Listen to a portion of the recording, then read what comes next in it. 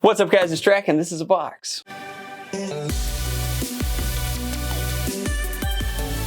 So this box comes to us, if the super sexy eco-friendly tape was no indication, from our friends Luke and Luke over at Out of Darts, the hobby's premier one-stop web shop. Let's crack it open and see what devious machine they've sent my way this time. I have an inkling as to what this is, but I imagine that this is the Smiley, which, if my hobby knowledge is still up to date, the Smiley is a collaborative design effort, a 3D printed primary coming from the mind of Mr. Heath Pants reimagined through a new designer that goes by, I think it's the Mighty Shrub. The BBC nerd in me wants to be like the Mighty Bush, the Mighty Bush, the Mighty Bush. Let me show you something. But it's not, it's Mighty Shrub. We'll take a look at the logo soon, and she has reiterated on, I think, Heath Pants' Wrenfield design, and ultimately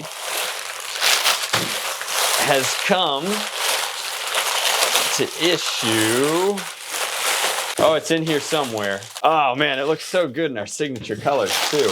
So this is the Smiley, and it's got me smiling already. Effectively, this is a mag-fed bolt-action primary class blaster with a very interesting plunger system in that the plunger's in the grip, the magazine placement is correct, and then it's a fully 3D printed bolt-action blaster. So we're gonna need Nightingale mags for this, which is a convenient, neat feature. I think resisting the urge to go like angled talons or talons on this allows you to build some really unique loadouts with it, because obviously the Nightingale mags are mostly for sidearms, a la Nightingale, and this is a primary class blaster, so it would mean that you could have one mag type for your entire loadout. So just to cover some of the different options for the Smiley, obviously it is available licensed on outofdarts.com. Both of those creators are going to be getting royalties. He's pretty good about that. On this side, you've got Shrub. On the other side, you have the very familiar Mr. Heath Pants logo. And then on both sides, nope, just this side, it says Smiley. This one's been configured for right-hand use. It's got a lot of good features going on here, but we'll hit the highlight reel in just a second. Before we do that, like I said, Nightingale mags, we've got one loaded up here. Let's go ahead and chamber it. The magazine release is, I think, Omni. You could push it this way, or you can push it this way. There's a button on both sides. Luke is selling this as a hardware-only kit. I think the hardware sets you back about 50 bucks. He's got an option where he'll print the whole thing for you on his fleet of bamboo printers. And if you choose to go that route, I think that it's somewhere around like $120, $130, $150. And if you want a fully loaded, fully set up blaster sent to your doorstep, then all you have to do is pay a $50 assembly fee on top of that hardware kit plus printed part plus assembly fee. So for right around, I think a little north of $200, you get a fully assembled Smiley with a variety of different spring options. This is a pin. Pin comes out like this.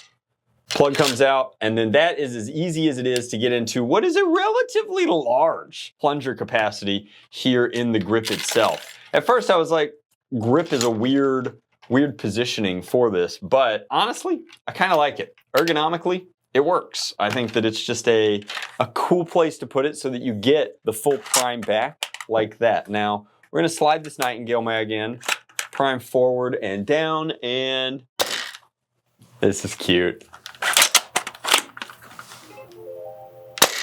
This is a cute,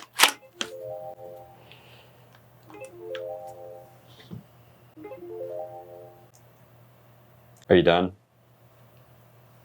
It is pretty cute. Now, my model came with an option of throwing a printed scar on here. These are pretty similar to the ones that we use, but this is a printed scar on a 509 barrel here. You've got the option of unscrewing the barrel if you're interested. This is a tightened collet there.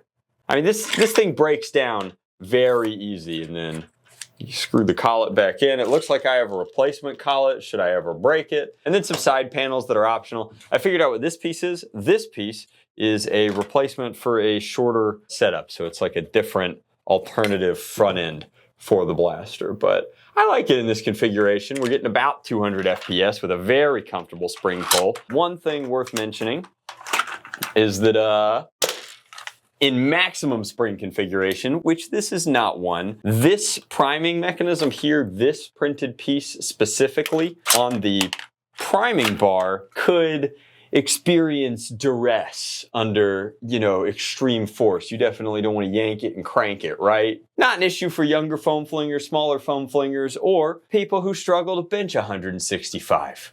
Where would we find such a nerfer? Hey you! Whippy, whippy, whippy! Luke has got a CNC'd option that he's gonna be putting up on his website just as soon as those sweet, sweet tariffs allow. It'll be a metal reinforcement for the only part on this blaster that seems to be vulnerable, but you know, I mean, overall, this is a cool primary. I mean, it is cool to see such an ergonomic, comfortable, modular bolt action blaster. I love it when 3D printed designers kind of collaborate and remix each other's parts. I think that one of the most beautiful things about 3D printed blasters as an archetype is that that's an option. If you're willing to share your step files, they can just exist out on the internet and they can kind of perpetuate and iterate in a way that like we were never doing back in the homemade's day. We would build off of one another's work, but obviously, you know, getting these source files and getting to build off of them is a really cool way to redux, remix, reiterate. Overall, it really shows. I mean, the DNA is distinctively Heath pants, but completely different chamfers and aesthetic. You get full pick rail up top. You get a comfortable grip down here. Obviously, you could swap into this and put these extra side rails wherever you so pleased. I am thrilled to see that Luke is including additional hardware and what appears to be some silicone grease if your plunger winds up needing a little redux there. I think that this stock, it would be entirely removable. If you just wanted like a sort of mare's leg, you could cut this whole thing way down, right? You could take the stock off, you could put the shorty barrel on, replace the barrel with something a little bit shorter, and I think that you'd have something really wild, wild west. As is, I mean, right now it's mare's leg is lever action. Never mind. Too many space westerns for old Drac. This is a super cool primary. I dig the Smiley logo built into the grip pattern on both sides. I like this color scheme a lot. Thanks, Luke and Luke. And, you know, shout out to whoever assembled this over at the Out of Darts warehouse. I hope to make your acquaintance real soon. Overall, just a dynamic, really cool blaster design that I think is well worth checking out. So if you're in the market for a bolt action blaster that delivers a lot of different FPS ranges. I mean, if you wanted one of these that was end war setup, they go that low. If you wanted one of these that was like FPT competitive grade setup, I think bolt action is an odd choice for competitive, but maybe you're a sniper. There's a spring load for that as well. I think Luke has a variety of 7 different spring loads as of the time of publishing this video, available over on outofdarts.com. But that is our first look at the Smiley by Mighty Shrub and Mr. Heath Pants, and hopefully you guys enjoyed it as well. As always, guys, much love, blast on, Drac out.